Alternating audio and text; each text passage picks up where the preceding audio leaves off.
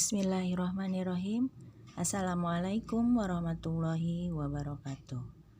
Baiklah anak-anakku sekalian, kita bertemu kembali di mata pelajaran Bahasa Indonesia. Materi kali ini adalah kaidah kebahasaan teks cerita pendek. Baiklah, kita akan mulai dengan kaidah kebahasaan teks cerita pendek. Nanti kita akan bertemu dengan yang disebut sudut pandang.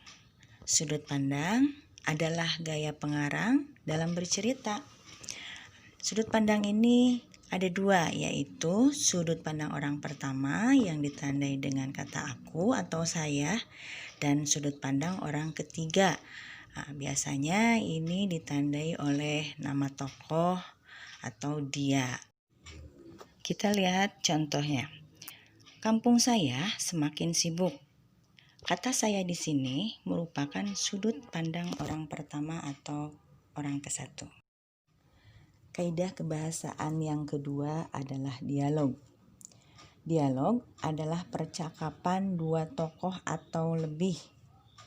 Tujuan adanya dialog dalam cerita adalah agar cerita menjadi hidup.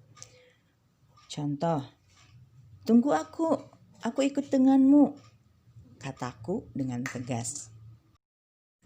Untuk kaidah kebahasaan yang ketiga adalah kata benda khusus.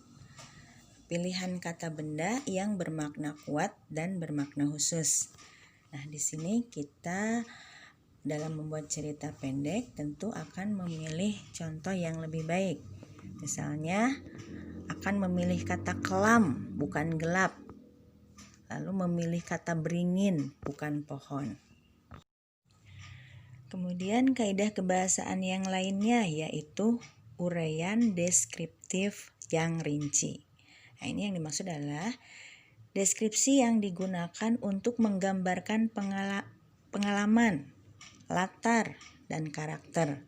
Misalnya, baunya seperti apa yang bisa didengar, terlihat seperti apa rasanya, dan masih banyak lagi yang lainnya. Kita lihat contohnya. Bila panen tiba, petani yang punya sawah luas akan mengadakan syukuran. Para tetangga diundang, ikan ditangkap, ayam disembelih. Saya selalu senang.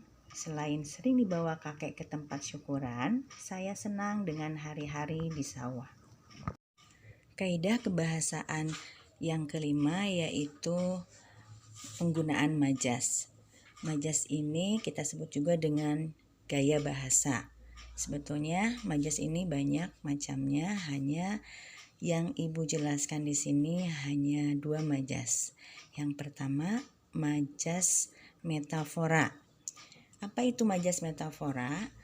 Yaitu majas yang mengungkapkan perbandingan analogi atau pengandaian antara dua hal berbeda.